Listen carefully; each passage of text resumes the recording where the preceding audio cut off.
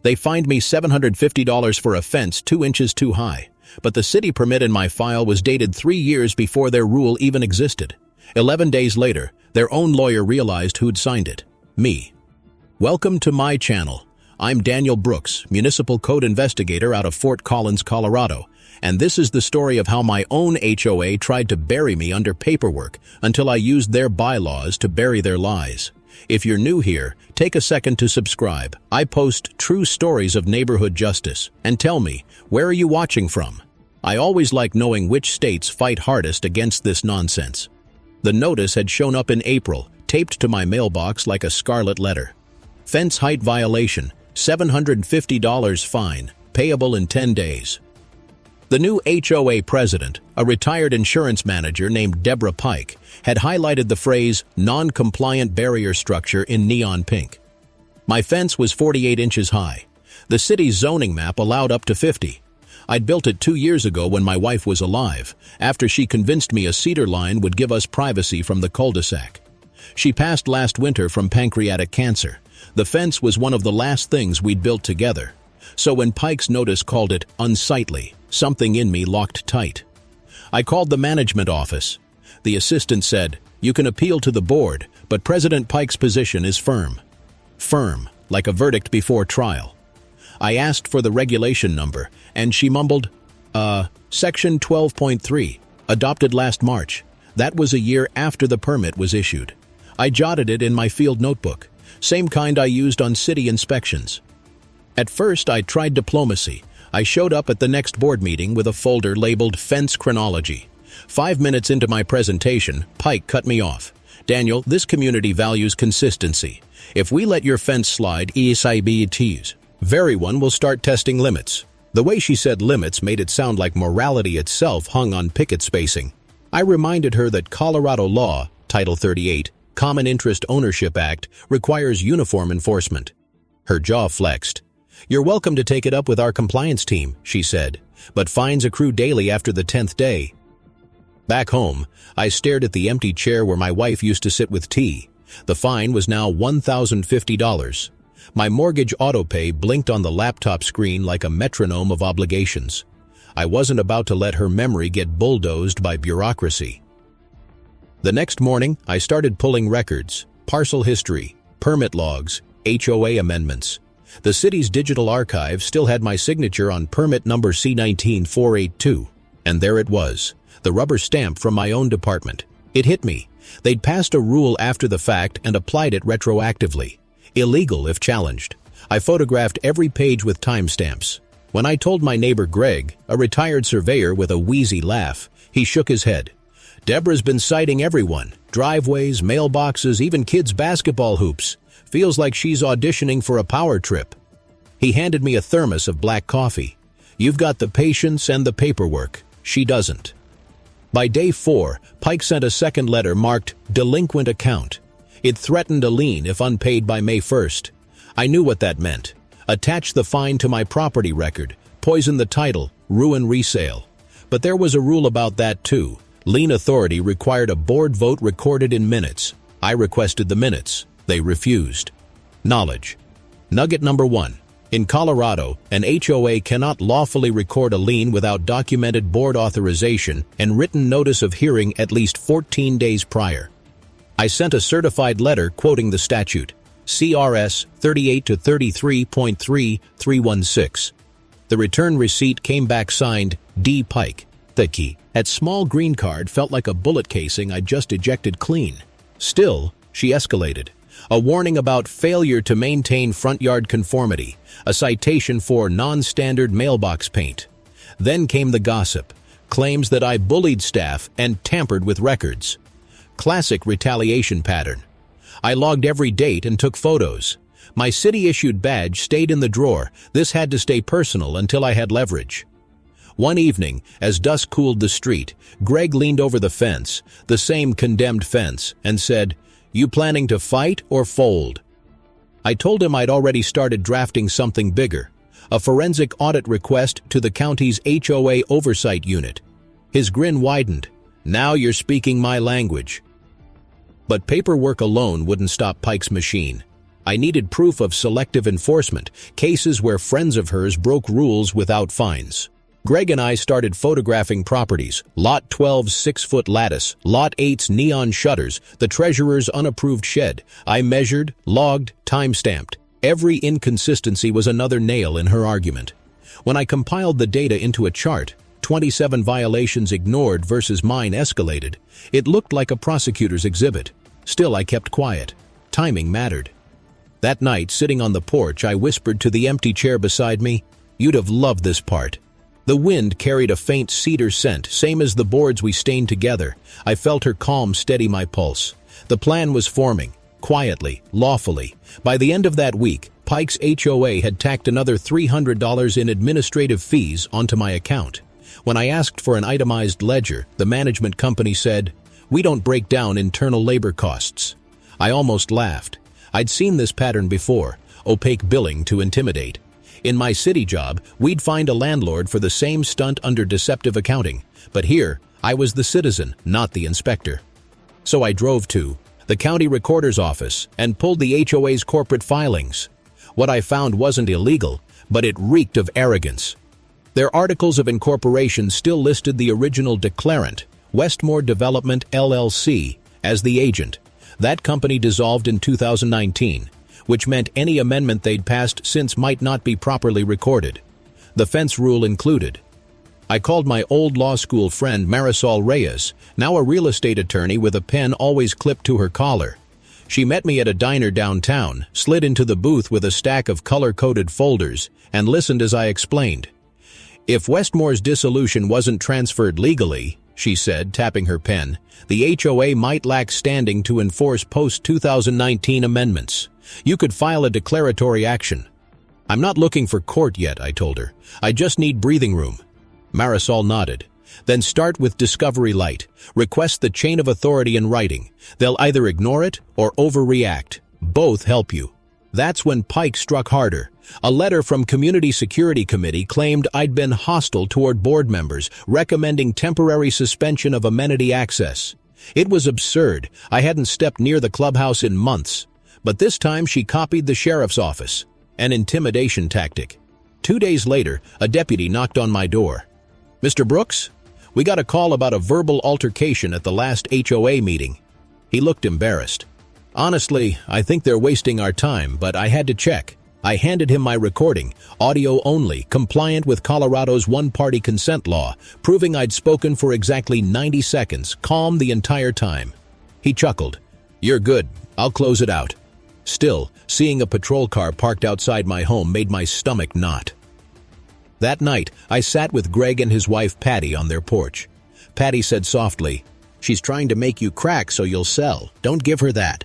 In the middle of that quiet resolve, I remembered Marisol's other advice: follow the money. The HOA's quarterly report listed a consulting fee of $12,000 to Pike Property Strategies. Same last name, same address. Self-dealing, plain and simple. I printed it and tucked it behind my permit copies. Early next morning, I sent a certified request for inspection of records under Section 317 of the state's Common Interest Ownership Act. I quoted subsection 1(b). All financial and association records shall be made reasonably available for examination. Within hours, Pike emailed back, "Your tone is unacceptable. We will consult counsel." Perfect. Overreaction achieved. Second engagement time.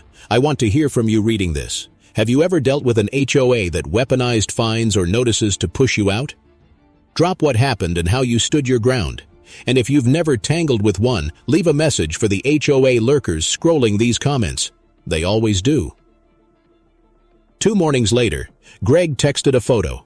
Pike had hired a landscaping crew to measure our lawns. They paced each yard with a metal tape like crime scene techs. When they reached mine, I asked, "Under what authority?" The foreman shrugged. "HOA inspection order, ma'am's instructions." I took his picture, the order form visible on his clipboard. It lacked a signature. Evidence number 34. At this point, Pike's strategy was clear. Paper me to exhaustion. But she didn't know I was building something too. A chronology so airtight it could double as a compliance report. Every notice, every visit, every minute logged with timestamp and GPS. I'd written enforcement manuals for the city. I knew what regulators looked for: patterns, intent, proportionality. By mid-May, I had a binder 3 inches thick, color-coded: violations, financials, selective enforcement, communications. Greg joked it looked like I was prepping for a congressional hearing. I said, maybe I am. Knowledge nugget number 2. Under selective enforcement doctrine, if an HOA ignores similar violations by others, its action against one owner can be legally voided and expose the board to damages for discrimination or bad faith. The next board meeting was scheduled for June 3rd. I planned to attend silently, just observing, but fate had other plans. On May 28th, I got a voicemail from a blocked number. Mr. Brooks, this is Sergeant Willis. Please return my call regarding a trespass complaint filed by the Westmore HOA. Trespass. I laughed out loud, then realized the weight of it.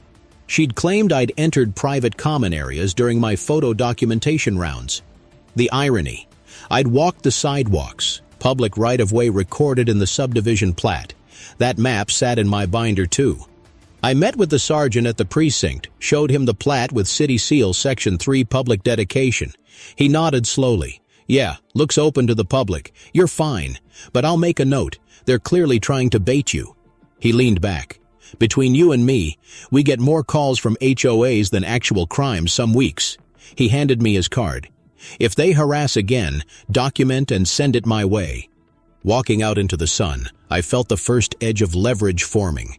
Not a weapon, but a shield. I wasn't just collecting data. I was documenting a pattern of abuse under color of authority. When I got home, Greg was waiting by the fence. So what's next? Next, I said, we let her hang herself with procedure. Then we pull the right thread. And I already knew which thread that would be. The missing corporate transfer. The ghost of Westmore Development. Pike had built her kingdom on sand. The morning air smelled like wet mulch and cheap asphalt sealer when I drove past the clubhouse that first week of June. Fresh banners read, Commus, 90 Compliance Week, June 5th to 9th. Deborah's idea, obviously. I parked just far enough away not to be accused of loitering and watched as volunteers stacked clipboards, orange vests, and glossy flyers titled, Preserving Property Values Together. The irony was almost poetic. I could see her across the lot.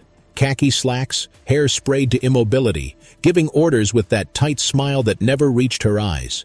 Beside her stood the HOA treasurer, Dan Krieger, the one with the unapproved shed. They were photographing fences. I noticed they skipped his. That was the proof I'd been waiting for. Greg and I timed our counterattack down to the minute. At 3:00 p.m., the management company was required by law to open their office records for 30 minutes to members upon request.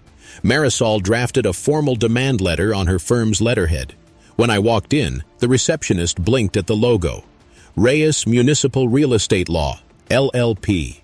We'd like to inspect the association's financials and meeting minutes from 2019 to present, I said, calm and courteous. 10 minutes later, Pike herself appeared, pretending to be surprised. Daniel, this is highly irregular. It's statutory, I interrupted. Section 3117, subsection 3. You have 30 minutes. She stared at Marisol's letter, color draining from her face. We'll need to confer with counsel. You already have, I said. She's copied on the letter. They grudgingly brought out a binder that looked untouched in years. Half the pages were unsigned. The most recent amendment was dated December 2020, stamped by Westmore Development LLC. The problem? That entity was dead. I took out my phone, snapped each page, and held up a current Secretary of State printout showing its dissolution. Marisol whispered, chain of authority broken. Beautiful. Knowledge nugget number 3.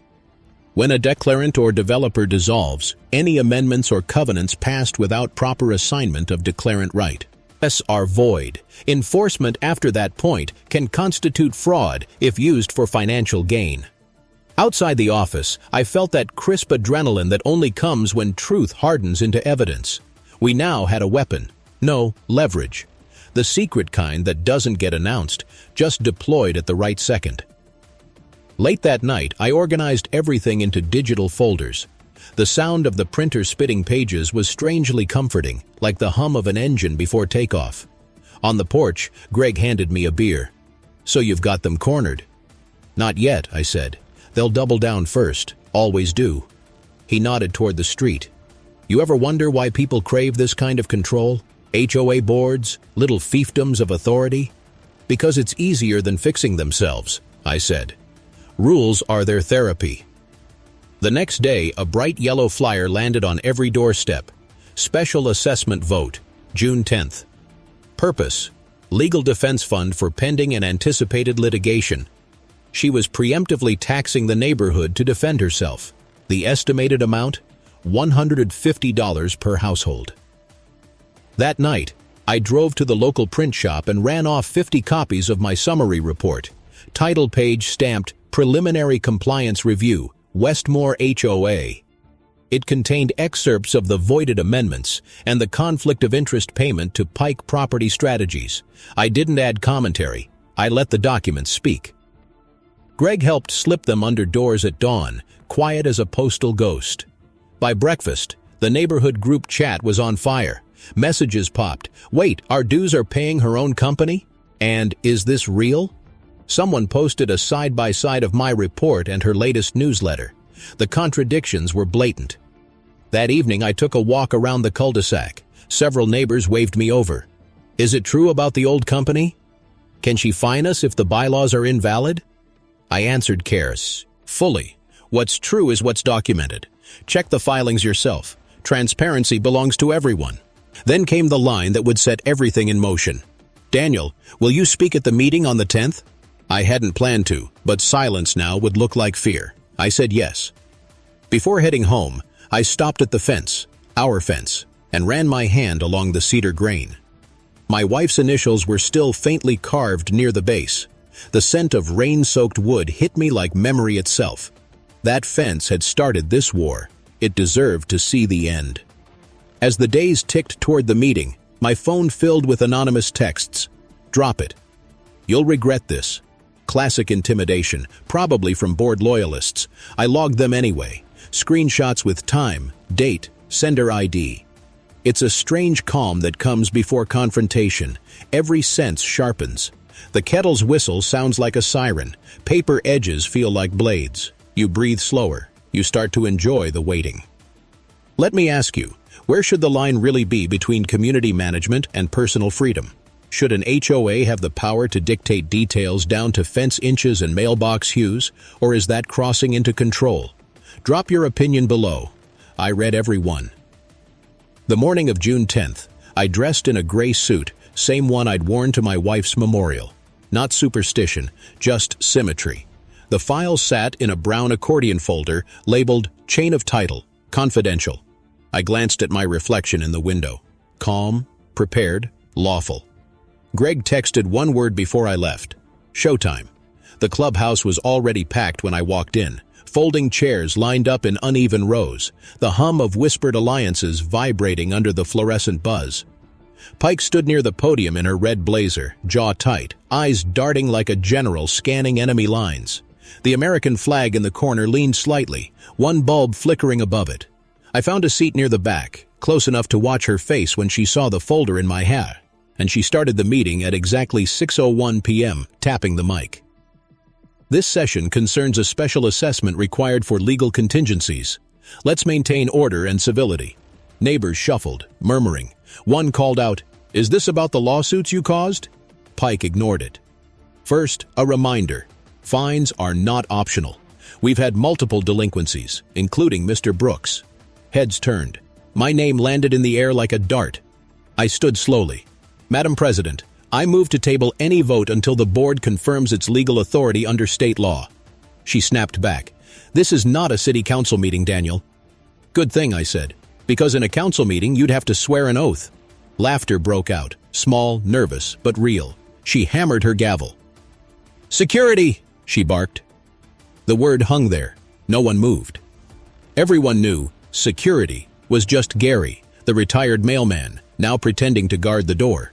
He looked at me, shrugged, and sat back down. I raised the folder. This contains certified documents from the Secretary of State showing Westmore Development LLC dissolved on August 22, 2019. Every amendment since then, including your so-called fence rule, was filed under that dead entity, meaning none of your fines or assessments have legal standing. Gasps rolled through the room. Pike stammered, That's irrelevant to daily operations." "No," I said, stepping forward. "It's the foundation, and the foundation's gone." I laid out copies on the table like playing cards: permit, plat, dissolution notice, canceled checks to Pike Property Strategies. The treasurer leaned in, face pale. "Deborah, what's this?" She tried to recover. "We acted in good faith. Good faith doesn't include paying yourself $12,000 from community funds," I said. That's when the deputy, Sergeant Willis, entered the back of the room, hand resting near his radio. "Not to. Ense. Just official." The hush was instant. "Evening, folks," he said. "We're here just to ensure everything stays peaceful." That was my cue. I handed him a copy of the dissolution filing.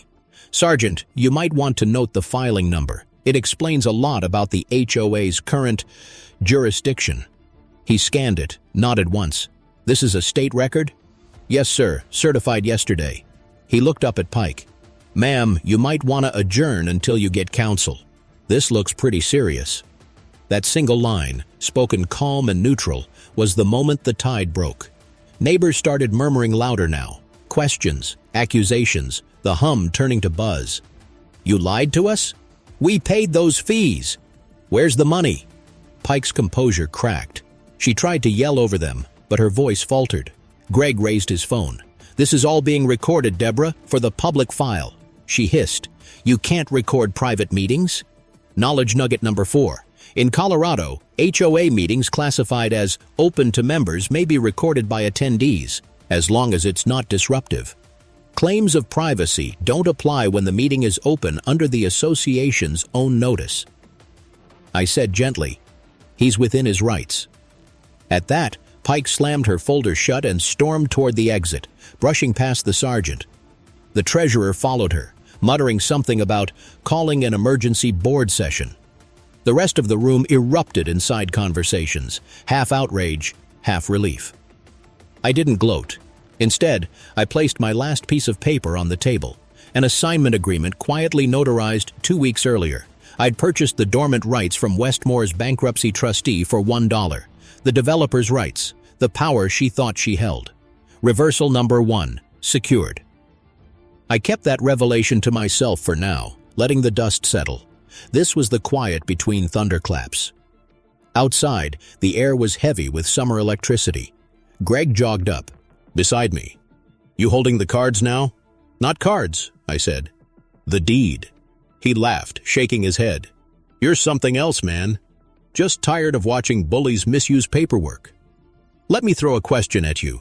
If an HOA oversteps like this, do you believe residents should dismantle it or reform it from inside? Drop your take in the comments, or at least like the video if you think transparency should always win. The next morning, emails flooded in. Board resignations, apologies. 2 neighbors offered to help review the books. The local paper even left a voicemail asking for a statement. I declined, for now. I wasn't finished, because Pike hadn't disappeared. She was regrouping, and I could feel it in the way the management company suddenly went silent. No new notices, no updates. The calm was too clean, too careful. I spent that weekend building my final report, labeling evidence with numbers, cross-referencing dates, scanning every page into encrypted cloud storage. The file name, HOA Integrity Audit Final.pdf. Monday morning, I saw her car parked outside the clubhouse again. Curtains drawn, lights off. And that's when the next envelope arrived. Handwritten, slipped under my door. "We know what you did," it said. "This isn't over." The envelope had no return address, just my name printed in block letters. I held it up to the porch light. Inside was a single sheet of notebook paper, torn and scrawled in thick marker. "You'll regret crossing us." Greg found me still standing there, the letter in one hand, coffee in the other. "Anonymous?" he asked. "Yeah," I said, though the handwriting looks suspiciously like Deborah's meeting notes, same loopy R. He squinted. "You think she's unraveling?" "I think she's scared," I said. "And scared people make mistakes." That night, I forwarded the note and envelope photos to Sergeant Willis for documentation. He called back within an hour. "Keep everything. I'll log it as potential harassment." But it didn't stop there. The next week turned into what I now call the retaliation montage. On Tuesday, the HOA's compliance officer, really just a temp with a clipboard, left 4 separate citations at my door. Unapproved garden ornaments, improper trash can placement, driveway oil stain, and mailbox reflective number missing. Each one was time-stamped within minutes of the last. I logged them all. On Wednesday, my mailbox flag was snapped off. Thursday morning, a concerned neighbor requested a wellness check through the sheriff's department. The deputy who showed up just sighed. "You again." "Yeah," I figured. Every knock at the door jolted my pulse. The pattern was clear: death by 1,000 citations. Patty from next door dropped by with cookies and worry lines. "You holding up?" "Mostly," I said. "But I keep thinking, if this is what they do to someone who knows the law, what chance does anyone else have?" She squeezed my shoulder. "Then maybe you're the one who's supposed to stop it." That landed hard. By Friday, my stress showed. Couldn't sleep. Kept replaying every exchange, every click of a mailbox, every creak on the porch. The fear wasn't for me. It was for my home, the one place tied to my wife's memory. Losing it felt like losing her again. I sat in the garage surrounded by boxes of evidence, the hum of the old freezer filling the silence. The smell of motor oil and cedar made the memories too sharp. I whispered, "I'm doing this for us," and turned back to the stack of documents. It was time to use the leverage I'd bought. Marisol came by Saturday morning with coffee and a notepad. "You ready to file?" she asked. "Not yet. I want her to try one more illegal act. It'll make the record undeniable." She nodded, tapping her pen. Classic entrapment of arrogance. That afternoon, I saw Pike pacing outside the clubhouse with her phone pressed to her ear. I couldn't hear, but I could read tension in her posture. Later that evening, an email from the management company hit my inbox. "Notice of emergency board meeting. Confidential. No agenda. No member access." That was my signal. Knowledge nugget number 5. Under most state HOA statutes, emergency meetings must still provide notice to all members and record minutes. Any decisions made without quorum or notice can be voided and expose the board to civil penalties. I printed the email and waited. 2 days later, Greg called at 9:00 p.m. "You might want to see this." I stepped outside and saw flashlights bobbing around the clubhouse windows. 3 people inside, Pike, Krieger, and the property manager, signing something under lamplight. I recorded from the sidewalk, clear timestamp and location. When they left, I followed the glow of her taillights until she parked by her house.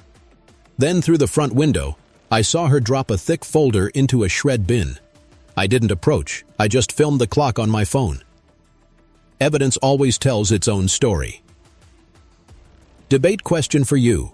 When a neighborhood official starts using harassment or intimidation, should residents go public immediately or wait until evidence is airtight? I'd love to know what you'd do. Post your take below. The next morning, I turned over my recordings to Marisol and copied Willis on the email. "We're close," I told them. "One final move and she collapses." Marisol smiled. "So what's the trigger?" "The bank," I said. "The HOA's account sits at Northern Plains Credit Union. The bylaw dissolution makes their signature authority invalid. If we can prove that, the bank freezes the funds automatically." Reversal number 1 was leverage. Now it was time for application. On June 20th, I walked into the credit union with Marisol, holding a notarized letter of assignment, my purchase of the original developer rights. The banker, a quiet guy named Elliot, scanned it and frowned. "This means you control any untransferred declarant privileges?" "Exactly, including financial oversight under Article 6. He typed for a minute, then looked up. "Well, until a judge says otherwise, that freezes all disbursements pending review." And just like that, the HOA's war chest went cold. By afternoon, word spread through the neighborhood faster than wildfire. Texts pinged. "Our checks bounced? Is this real? What did you do?" Greg called, laughing. "She's losing her mind. Just drove past the clubhouse. Locked. Paper sign on the door. System maintenance." I exhaled for the first time in weeks. The retaliation had burned itself out. Now only the reckoning remained. For 48 hours, the neighborhood existed in a strange vacuum. No emails, no citations, no committee chatter. Even the HOA website went dark. Pike had vanished from sight, and the management company's phone line played a looping, out-of-service message. It felt like the eye of a storm. I knew better than to celebrate early. People like her don't concede, they regroup. So I spent those 2 quiet days tightening every screw in the case file, cross-indexing timestamps, notarizing declarations from neighbors who'd witnessed the harassment, and sending sealed copies to my attorney's cloud vault. The smell of toner and the rhythmic click of binder rings became my soundtrack. Then, on the evening of June 23rd, an all-caps subject line hit my inbox. Special community hearing, June 25th at 6 p.m., required attendance. The body of the email read, "Matters of governance and compliance will be addressed." It was signed not by Deborah Pike, but by Acting President, Board of Directors. She was Saint, moving the pieces just from behind the curtain. Greg whistled when I showed him. "She's gonna try to claw it back." "Let her," I said. "I've got something she can't out-talk." That Saturday, I drove to City Hall with Marisol to verify one last piece: the recorded plat and the easement filings. When the clerk pulled the microfilm record and slid it under the viewer, there it was, an unambiguous line of text. "All streets, sidewalks, and common areas hereby dedicated to the city of Fort Collins for public use in perpetuity." Marisol grinned. "Means she can't restrict access, can't call trespass, can't threaten permits." "Exactly. And that line," I said, tapping the clause, "is going to end her tenure." Visual beat number 1. Back at home, I laid the certified plat on my desk, clicked the banker's lamp on, and pressed a heavy metal notary seal into the margin. The embossing left a raised circle of authority that caught the light like a badge. The evening of June 25th came humid and still, thunder threatening in the distance. I wore no tie, just rolled-sleeve pragmatism. The clubhouse parking lot overflowed. Even residents who never cared about meetings turned up. Inside, rows of folding chairs again, but this time the energy was raw. People were angry, curious, hopeful. Pike sat up front, pale but poised, flanked by a hired attorney in a gray suit who looked fresh out of law school. The moment I walked in, his eyes narrowed. Hers didn't blink. She started with a brittle smile. "Residents, tonight we'll clarify misinformation circulated about our community governance." I let her speak for 6 minutes. Each sentence dug the hole deeper. She referenced the defunct developer, the frozen account, the pending investigation. When she tried to justify the $12,000 consulting payment, murmurs grew into open disbelief. Then I rose. "Madam President, with the board's permission, I'd like to present a clarification." The young lawyer stood. "My client objects to any unauthorized presentation." Sergeant Willis appeared again at the door, arms folded. "Actually, Colorado Revised Statutes 3833.3308 guarantee an owner's right to speak during open meetings. He's authorized." That single validation, neutral, official, cleared the floor. I walked to the microphone, laid the embossed plat and my developer rights assignment on the table, and spoke evenly. "For the record, I now hold all undelegated declarant rights of the Westmore subdivision. Under Article 6, Section 3, that includes oversight of the association's financial and rulemaking authority. Effective immediately, I'm exercising that right to suspend enforcement actions pending independent audit." Silence. You could hear the rain start tapping the windows. Pike's attorney stammered, That's impossible. You can't just—" I slid a certified letter across to him. "Filed with the county clerk yesterday. Recorded under number 2025-184 WOV. You'll find it's quite possible." He read. His expression collapsed. "Ms. Pike, this document is valid." Gasps again, louder than before. Neighbors stood, clapping once, twice, then an entire ripple of applause. It wasn't triumph, it was release. Greg called from the back. "So what happens now?" I answered without turning. "Now we clean up the mess, lawfully. The sergeant stepped forward, gathered the key documents, and handed them to me. "Everything seems in order, Mr. Brooks. If you need a police witness for the record, consider this one." And that was it. The first thunder cracked outside as the gavel fell. Debate question for you all. When corruption is proven, do you prefer seeing the culprits punished or watching the system rebuilt so it can't happen again? Which feels like justice to you? After the meeting, rain poured steady, washing chalk from curbs and cooling the asphalt. Pike left under an umbrella held by no one. I watched her taillights fade, red, reflections rippling in the puddles. Inside, neighbors lingered, talking plans, new elections, audits, even a community cookout. It wasn't victory yet, but it was movement. I walked home soaked, the notary seal heavy in my pocket like a coin of proof.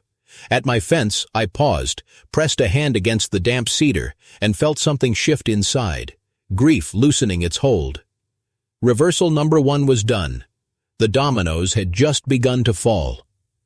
The next morning, a neighbor's drone footage hit the local news site. Title: HOA President Confronted by Resident with Legal Authority. The clip showed the moment Sergeant Willis confirmed my rights. Within hours, the story spread across county feeds. Comment sections turned into courtrooms, half the county cheering, half wondering how it had gone this far. By Tuesday, the management company terminated its contract with the HOA. Their statement read, "Pending clarification of corporate governance, we are ceasing all operations." Translation: "We're not going down with her." Pike's last stand came in the form of a mass email titled, "Defamation and Retaliation Alert." She accused me of unlawful interference and publicly shaming volunteers. It ended with, "We will not be intimidated." I almost admired the denial. But the real dominoes were falling behind the scenes. Marisol's firm had already filed a formal complaint with the Division of Real Estate, attaching our entire evidence record, over 200 pages of verified exhibits. The insurance underwriter for the HOA's Director's Officer's policy opened an internal review within 24 hours. By Wednesday, Pike and Krieger received suspension notices pending investigation. At noon that day, I heard the echo of a knock on my door. This time, not a threat. It was Willis again, handing me a copy of the state's preliminary findings. "They moved quick," he said. "Seems your documentation was airtight." "Appreciate it," I said. "You probably saved a few of my nerves these last few weeks." He grinned. "Most folks just yell. You built a case." Visual beat number 2.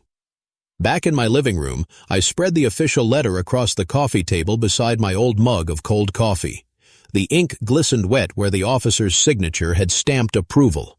It felt like the first sunlight after a storm. That evening, Greg came over carrying burgers and 2 cans of cheap beer. "You see the news?" he asked, flipping on his phone.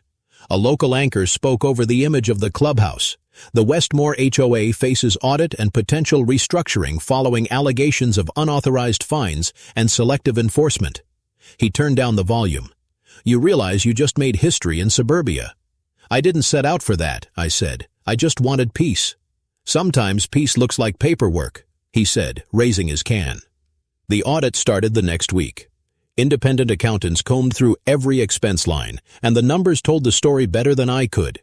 $8,420 in unexplained reimbursements, $4,100 in consulting meals, and a $20,500 technology fee paid to Pike's nephew's shell company.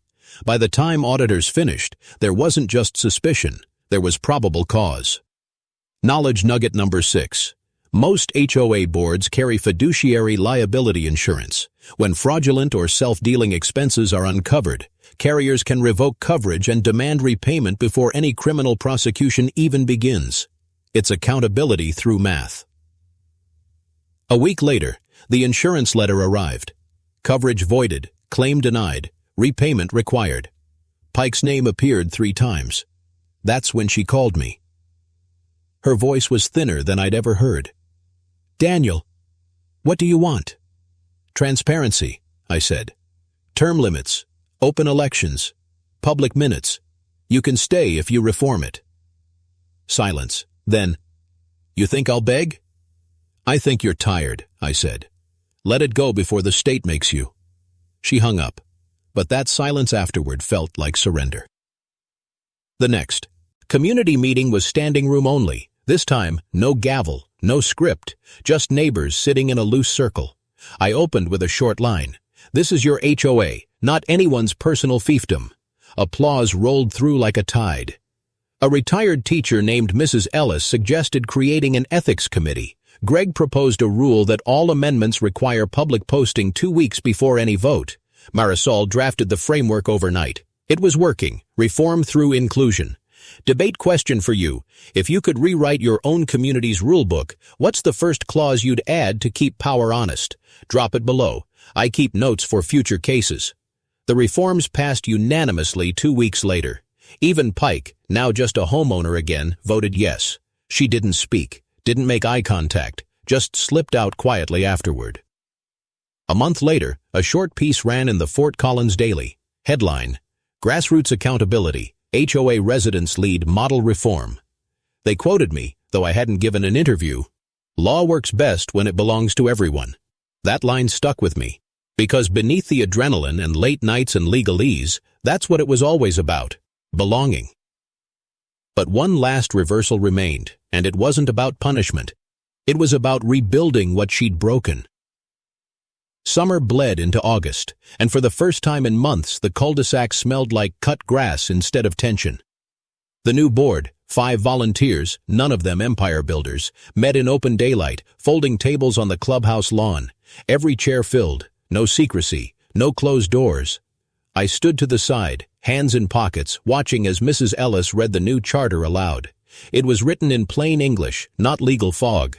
Term limits of 2 years, annual audits published online, all fines subject to appeal. The community voted it in with raised hands and relief in their faces. Reversal number 2 had arrived, the reform deal. The leverage I'd held, the dormant developer rights, I now signed over to the association itself under one condition: that these reforms be written into the bylaws permanently. It felt right, the final trade. Power for structure. Greg clapped me on the shoulder. "You could have kept those rights, you know, controlled them forever." I smiled. That was never the point. Control's what broke this place.